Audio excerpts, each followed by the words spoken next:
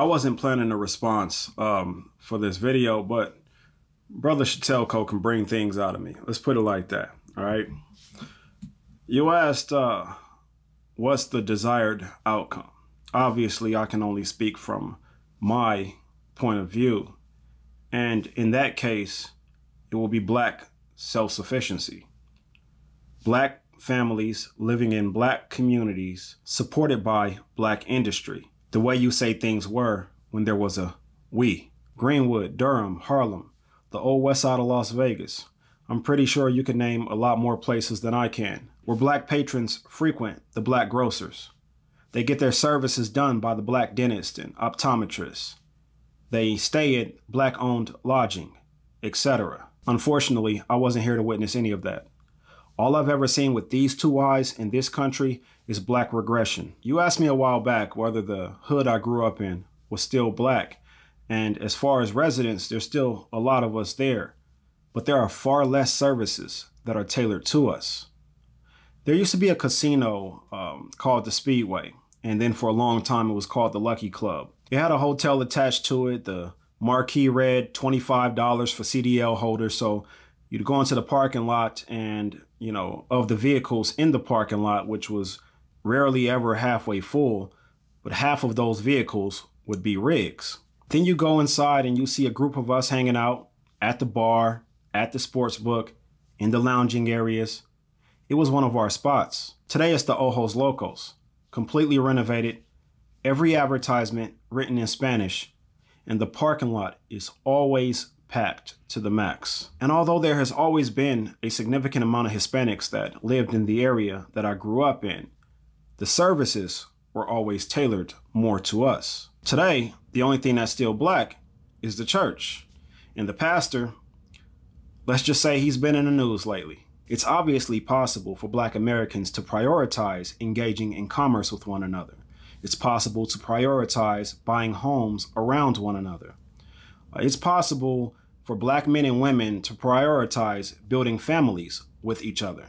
But since we are constantly running from who we are, constantly looking to assimilate, integrate, and ingratiate ourselves with others, it is extremely unlikely that my desired outcome will ever come into fruition. And yeah, there are areas of the US that are heavily populated by us, so the store owners in those areas may be of us. But in major cities outside of those areas, we don't really have a presence outside of the hood. And population doesn't matter. There are far more Black folks than Chinese in Las Vegas, but there's still a Chinatown. There are far more Black Americans than Ethiopians in Las Vegas, but there's still a little Ethiopia.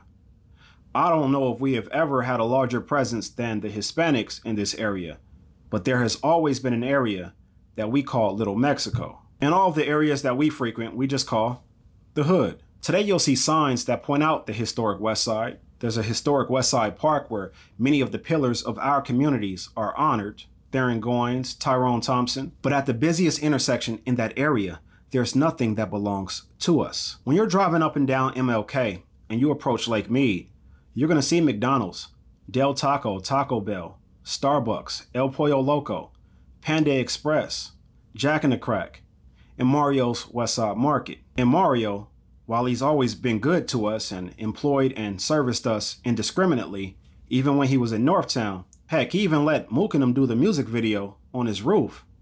But he's not Black. Grits Cafe is the only Black-owned business located in that area. And that's located behind the FBI building, so you can't see it from that intersection. And why is it important to know this?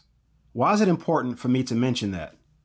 Because Black people visit Las Vegas also. Chinatown, Little Ethiopia, Little Mexico, these aren't just the areas that people of those ethnicities frequent, but they also serve as the economic hub for those communities here. Yeah, you could find a Chinese or Mexican restaurant anywhere in the city on any side, even down in Henderson.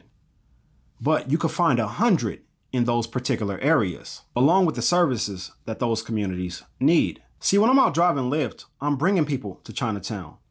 If I'm in Northtown, I'm bringing people to Little Mexico. I'm bringing people to Little Ethiopia. When our people come into town, they're not going off the beaten path because we have not established an area to call our cultural center, an area where they can enjoy our food, our services, our art, our history. With respect to Mario's and even the McDonald's, because that's been there forever, even when the Gerson was there, none of those other businesses should exist there. See, Hamburger Heaven, when that closed down, it should have been to relocate there. When Big Mama's closed down off of Bonanza and Rancho, it shouldn't have been because they were going out of business. It should have been to relocate over there. Tourists should be going to that area to check out Doolittle, the West Side Library. They should be going to get their hair faded at Masterpiece Barbershop. The same way that when we went to Atlanta, we already knew we were eating at Busy Bee Cafe before we got off the plane.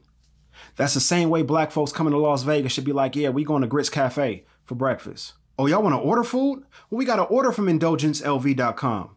Because yeah, that brisket and lamb chops and pepper jack grits is off the chain. And see, black folks don't even know this when they come to Las Vegas. So they getting breakfast at the Wicked Spoon or Yardbird.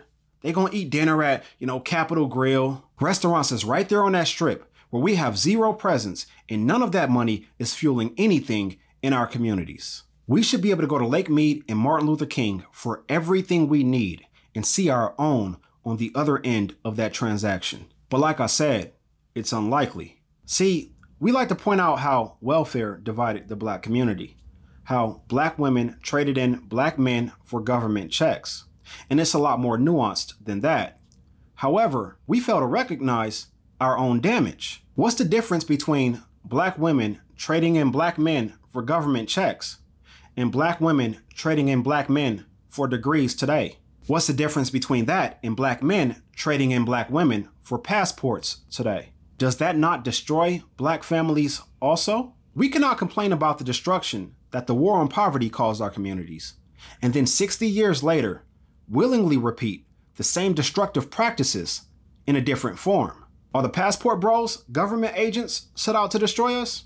Or are we again falling for the okie doke in yet another attempt to distance ourselves from others that look like us? I won't attempt to predict your response. However, I will ask again. With your understanding of my desired outcome, is it more damaging to give our people hope when the outcome is possible but very unlikely, or to take hope away when the outcome is possible but very unlikely?